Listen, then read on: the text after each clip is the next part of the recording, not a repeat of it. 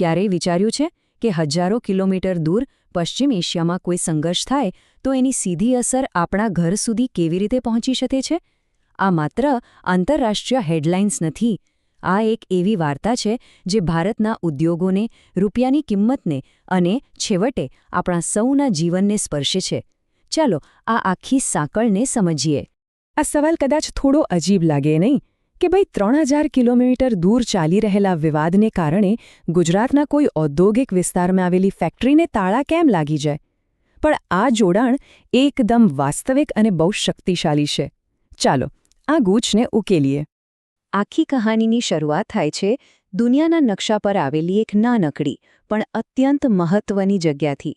એક એવો દરિયાઈ માર્ગ જે વૈશ્વિક વેપાર માટે જીવનરેખા જેવો છે, પણ એ જ એની સૌથી મોટી નબળાઈ પણ છે. આ જગ્યા છે હોર્મુઝની સામુદ્રધુની. તમે એને વૈશ્વિક ઉર્જા સપ્લાયની મુખ્ય ધમની કહી શકો. દુનિયાનો મોટાભાગનો તેલનો વેપાર આ સાંકડા માર્ગ પરથી પસાર થાય છે. એટલે જ્યારે પણ અહીં તણાવ વધે છે ત્યારે સમજી લો કે આખી દુનિયાના ઓઇલ માર્કેટમાં ભૂકંપ આવી જાય છે. અને ભારત જેવા દેશ માટે, જે પોતાની મોટાભાગની ઉર્જા માટે આયાત પર નિર્ભર છે, એના માટે તો આ બહુ મોટો ખતરો છે. તો આ ગ્લોબલ શોકવેવ ભારતના કિનારે પહોંચે ત્યારે શું થાય છે? અહીંથી શરૂ થાય છે એક ડોમિનો ઇફેક્ટ જે આપણા અર્થતંત્રના પાયાને હચમચાવી નાખે છે. ચાલો જોઈએ કેવી રીતે. જુઓ, આ સાંકળ એકદમ સીધી અને સરળ છે. હોર્મુઝમાં ગડબડ થાય એટલે તરત જ આંતરરાષ્ટ્રીય બજારમાં તેલના ભાવ આસમાને પહોંચી જાય. હવે ભારતનું જે આયાત બિલ છે એમાં સૌથી મોટો હિસ્સો ક્રૂડ ઓઇલનો છે, એટલે આપણું બિલ વધી જાય. એ બિલ ચૂકવવા માટે આપણને વધુ ડોલરની જરૂર પડે, જેનાથી રૂપિયા પર દબાણ આવે અને રૂપિયો નબળો પડે. અને છેલ્લે મોંઘું તેલ અને નબળો રૂપિયો ભેગા થઈને મોંઘવારી વધારે છે, જેની સીધી અસર આપણા બધાના ખિસ્સા પર પડે છે. અને આ બધા દબાણનું પરિણામ એ આ આંકડામાં દેખાય છે. તેલના ભાવમાં થયેલા વધારાને કારણે $ડોલર સામે ભારતીય રૂપિયો 92.33ના ઐતિહાસિક નીચલા સ્તરે પહોંચી ગયો. આ માત્ર એક નંબર નથી, આ આપણી અર્થવ્યવસ્થા કેટલી સંવેદનશીલ છે એનો સંકેત છે. આ આંકડાઓ ખાલી નંબર્સ નથી, એ આપણી અર્થવ્યવસ્થાની એક નબળી નસ બતાવે છે. વિચારો, આપણે આપણી જરૂરિયાતનું લગભગ 85થી 90% તેલ બહારથી મંગાવીએ છીએ. આ સંઘર્ષને લીધે બ્રેન્ટ ક્રૂડના ભાવમાં સીધો 26%નો વધારો થયો. અને એક્સપોર્ટ્સનું માનીએ તો તેલના ભાવમાં માત્ર 10%નો વધારો થાય ને તો પણ આપણી જીડીપી ગ્રોથ સીધી 0.2% ઘટી શકે છે. મતલબ કે આપણી ઊર્જા નિર્ભરતા આપણને આવા વૈશ્વિક આંચકાઓ સામે લાચાર બનાવી દે છે. ઓકે, તો આ થઈ દેશના મોટા ચિત્રની વાત. પણ હવે ફોકસ લાવીએ સીધું ગ્રાઉન્ડ પર. ગુજરાત, જે દેશનું ઔદ્યોગિક એન્જિન ગણાય છે, ત્યાં આ સંકટની કેવી ભયંકર અસરો થઈ એ જોઈએ. ગુજરાતના 2 મોટા ઔદ્યોગિક કેન્દ્રો, મોરબી અને વાપી, બંને એક જ સંકટનો શિકાર બન્યા, પણ બંનેની તકલીફો અલગ હતી. મોરબીના સિરામિક ઉદ્યોગ માટે પ્રોપેન ગેસ એના પ્રાણવાયુ જેવો છે. એના વગર ભઠ્ઠીઓ ચાલે જ નહીં. જેવો સપ્લાય ખોરવાયો, ફેક્ટરીઓ બંધ થઈ ગઈ. બીજી બાજુ વાપીના કેમિકલ ઉદ્યોગમાં ગેસ ખટને કારણે ઉત્પાદન બંધ કરવું પડ્યું, જે કેમિકલ રિએક્ટરો માટે ટેકનિકલી બહુ જ જોખમી હોય છે. આનાથી દેશના એક મોટા એક્સપોર્ટ હબ પર ખતરો ઊભો થયો.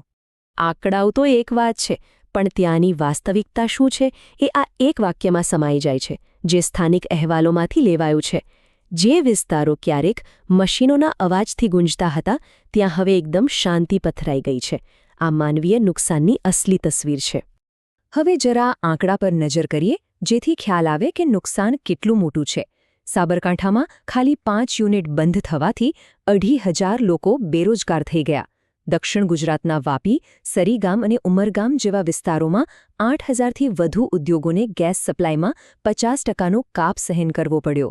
એટલું જ નહીં, રાજકોટના નાના મોટા ઉદ્યોગોના નિકાસના ઓર્ડર પણ અટકી ગયા. પણ વાત અહીંયા માત્ર પૈસા અને ઉદ્યોગોની જ નથી. આ સંઘર્ષની અસર આપણા દેશની લાંબા ગાળાની રણનીતિ પર પણ બહુ ઊંડી પડી છે. આ ચાબહાર બંદરની કહાણી પણ રસપ્રદ છે. જુઓ, આ બધું 2003માં શરૂ થયું હતું. લાંબી વાટાઘાટો પછી 2016માં એક મોટો કરાર થયો. બધું બરાબર ચાલી રહ્યું હતું, પણ પછી 2018માં અમેરિકાએ ઈરાન પર પ્રતિબંધો લગાવ્યા અને આખો ખેલ બગડી ગયો. અને અંતે ભારતે આ 2 દાયકા જૂના સપનાને છોડવું પડ્યું. તો સવાલ એ થાય કે આ ચાબહાર બંદર આટલું બધું ખાસ કેમ હતું? વેલ, એના બે મુખ્ય કારણો હતા. એક, તે પાકિસ્તાનને બાયપાસ કરીને આપણને સીધા અફઘાનિસ્તાન અને મધ્ય એશિયા સાથે જોડતો માર્ગ હતો. અને બીજું, તે આ વિસ્તારમાં ચીનના વધતા પ્રભાવને કાઉન્ટર કરવા માટે ભારતનો એક મોટો વ્યૂહાત્મક દાવ હતો. ભારત સરકારનું વલણ હંમેશા સ્પષ્ટ હતું. જેમ કે આપણા વિદેશમંત્રી એસ જયશંકરે કહ્યું હતું, આ પ્રોજેક્ટ માત્ર ભારતના ફાયદા માટે નહોતો, પરંતુ આખા પ્રદેશની કનેક્ટિવિટી અને વિકાસ માટે હતો. પણ આટલી મોટી મોટી વાતો અને સપનાઓનું થયું શું? પરિણામ આવ્યું ભારતે પ્રોજેક્ટમાંથી પીછેહટ કરવી પડી. 2 દાયકાની મહેનત અને વ્યૂહાત્મક રોકાણ પર પાણી ફરી વળ્યું. આ એક બહુ મોટો જીઓપોલિટિકલ સેટબેક હતો. હવે જ્યારે દેશમાં આટલી મોટી કટોકટી ઊભી થઈ, ત્યારે સરકારે શું કર્યું? તેમણે પરિસ્થિતિને કાબૂમાં લેવા માટે તરત જ કેટલાક કડક પગલાં લીધા. ચાલો જોઈએ શું હતા. સરકારે એક જૂનો પણ બહુ શક્તિશાળી કાયદો બહાર કાઢ્યો, એસેન્શિયલ કમોડિટીઝ એક્ટ 1955. સાદી ભાષામાં કહીએ તો આ કાયદો સરકારને સત્તા આપે છે કે કટોકટીના સમયમાં તે જરૂરી વસ્તુઓનો સપ્લાય પોતાના હાથમાં લઈ શકે, જેથી કોઈ સંગ્રહખોરી કે કાળા બજાર ન કરી શકે. આ કાયદા હેઠળ સરકારે ગેસની વહેંચણી માટે નવી પ્રાથમિકતાઓ નક્કી કરી. સૌથી ઉપર કોને રાખ્યા? સામાન્ય માણસને. દેશના 33 કરોડ ઘરેલું એલપીજી અને સીએનજી ગ્રાહકોને 100% સપ્લાય ચાલુ રાખવાનો નિર્ણય લેવાયો. બીજા નંબરે ખાતર ઉદ્યોગને રાખ્યો, જેના સપ્લાયમાં 30%નો કાપ મુકાયો. અને સૌથી વધુ ભોગવવાનું આવ્યું અન્ય ઉદ્યોગોના ભાગે. એટલે કે સરકારે 3 મુખ્ય નિર્ણયો લીધા. પહેલો, સામાન્ય માણસના રસોડાનો ગેસ બંધ ન થવો જોઈએ. બીજો, ખેડૂતો માટે જરૂરી ખાતરના ઉત્પાદનમાં થોડો કાપ મુકાયો. અને ત્રીજો અને સૌથી મોટો નિર્ણય, ઉદ્યોગોમાં વપરાતા પ્રોપેન અને બ્યુટેન ગેસને ડાયવર્ટ કરીને ઘરેલું એલપીજી સિલિન્ડર ભરવામાં વાપરવાનો. આનાથી ઘરોમાં તો શાંતિ રહી, પણ ઉદ્યોગોને મોટી કિંમત ચૂકવવી પડી. તો જોયું તમે કેવી રીતે હજારો કિલોમીટર દૂર પશ્ચિમ એશિયામાં શરૂ થયેલો એક વિવાદ હોર્મુઝની સામુદ્રધ્વનિમાંથી પસાર થઈને ભારતના અર્થતંત્ર, ગુજરાતના ઉદ્યોગો અને ચાબહાર જેવા વ્યૂહાત્મક પ્રોજેક્ટ્સને અસર કરતો છેક સરકારની ઘરેલું નીતિઓ સુધી પહોંચી ગયો. આ જ આજના ગ્લોબલાઇઝ્ડ વિશ્વની હકીકત છે. અને આ આખી ઘટના આપણને એક બહુ મોટા અને ગંભીર સવાલ પર લાવીને ઊભી રાખે છે. જેમ જેમ દુનિયાની સપ્લાય ચેન વધુ નાજુક બનતી જશે, તેમ ઊર્જા સુરક્ષાની અસલી કિંમત શું હશે? અને સૌથી મહત્વનું, ભવિષ્યમાં આવા કોઈ અનિવાર્ય આંચકા આવે તો એના માટે એક દેશ તરીકે આપણે વધુ સારી રીતે કેવી રીતે તૈયાર થઈ શકીએ? આ એક એવો પ્રશ્ન છે જેના પર આપણે સૌએ વિચારવાની જરૂર છે.